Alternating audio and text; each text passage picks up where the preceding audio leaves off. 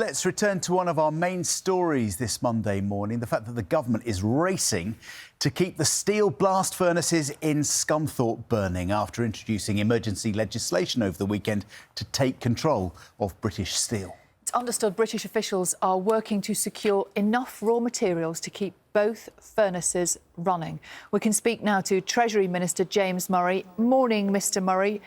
Morning. First of all, can you just explain to our viewers, to everyone watching at home, why it's so important that these furnaces are kept going?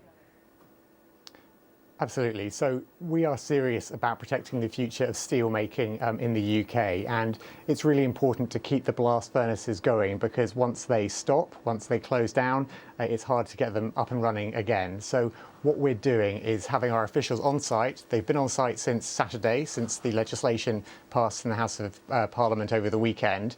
They're on site today and they're trying to make sure we get those raw materials, so the coal or the coking coal, into the blast furnaces to keep them going. Because if we can get that in there, it keeps the blast furnaces going, and that means that we can secure the long-term future of steel making in the UK by giving us options for the future. So in the future, we want to, for instance, get a private sector partner in to help us make sure we've got those the long-term investment, giving steel making a sustainable future. If the blast furnaces had closed over the weekend, we wouldn't have that option, which is why it was so important we acted quickly. Can you clarify something for us? Because we had Charlotte Brumpton-Charles, GMB Union National Officer, on in the last hour or so here in the programme.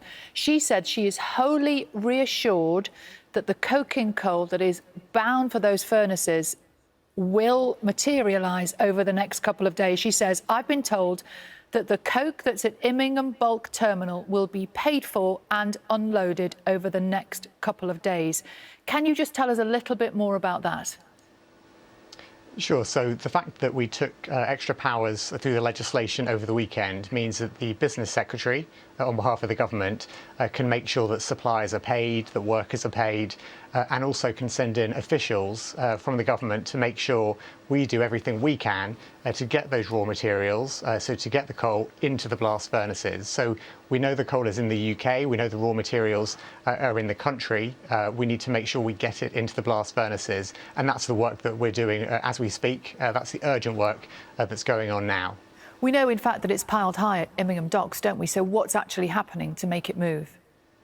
Well, there's a slight limit to what I can say because there are commercial decisions being taken. But as you say, we have the raw materials in the UK.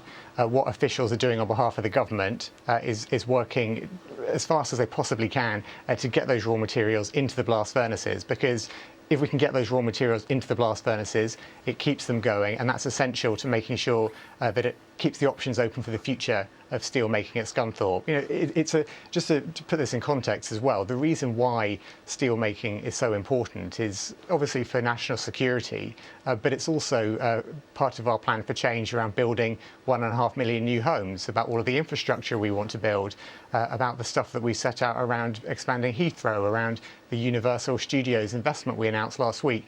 All of these big projects, from railways to hospitals and other infrastructure, involve steel, and so we need to do everything we can to protect steel making in the UK in the future to support our ambitious plans. Can you guarantee at this point that those furnaces will be kept going? I can guarantee we're doing everything we possibly can to make that happen. You know, there's work going on as we speak. I've explained how the raw materials are in the UK. We need to get them into the blast furnaces. We are doing everything we possibly can to make that happen. So you're not offering a guarantee that will happen. Is that because the government has left it too late to intervene? Well, we've been working with Jingye, with the company who owns the steelworks, since the general election, and we've made them a very generous offer in recent weeks to keep the production at the plant going. Now, what happened in the last few days is it became clear that the company were accelerating their plans to close the blast furnaces, and that's where the real urgency came from, because if they had closed the blast furnaces, that would then close down our options for the future of steel making in the UK. So where the urgency has come from is Jingye accelerating their plans to close the blast furnaces. And because they did that, that's why we had to respond very quickly as well, going into Parliament on Saturday to pass that legislation, and now using that legislation to get our officials on site and make sure they're doing everything they can to keep those blast furnaces going. So if you've been speaking to them since you were elected, Why did that information only come to light in the last few days? Well, we've been negotiating with them in good faith, working with them to try and keep production in Scunthorpe going.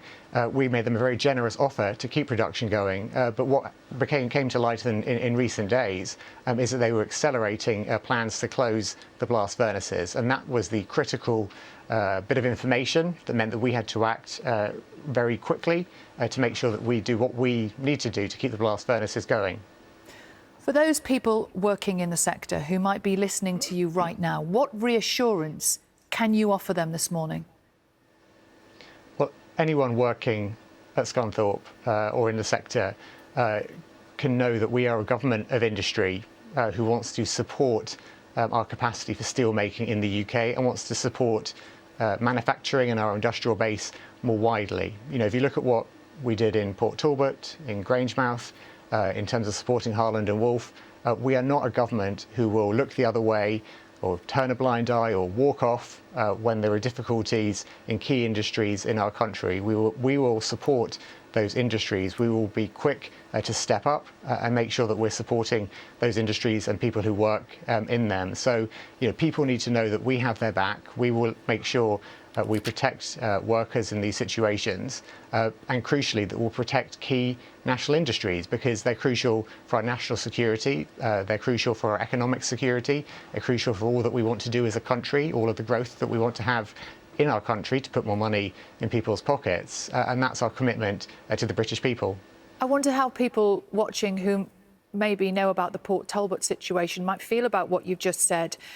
We've had this from Owen, who's an apprentice at Tata Steel. He was training for a career in an industry that you have described as fundamental. He says he's pleased you've acted now to protect steelmaking, but says it's a kick in the teeth and asks, where was the same support for Port Talbot? So in Port Talbot, we're working with the owners there. It's a slightly different situation in terms of how we intervene because we have a private sector partner there who's willing to work with us for the future of what happens at that site. You know, the difference here in terms of Scunthorpe is that we have a company who's behaved irresponsibly. And because they behaved irresponsibly, that's why we've had to step in a more direct way. So there's a slightly different situation, whether it's at Port Talbot or Grangemouth, where we can work with the private sector owner of the facilities there. In terms of what's happening at Scunthorpe, it's a slightly different intervention that we need to make as a government because of the urgency and because Jingye has behaved irresponsibly and let it get to this situation. James Murray, Treasury Minister, thank you. Thank you.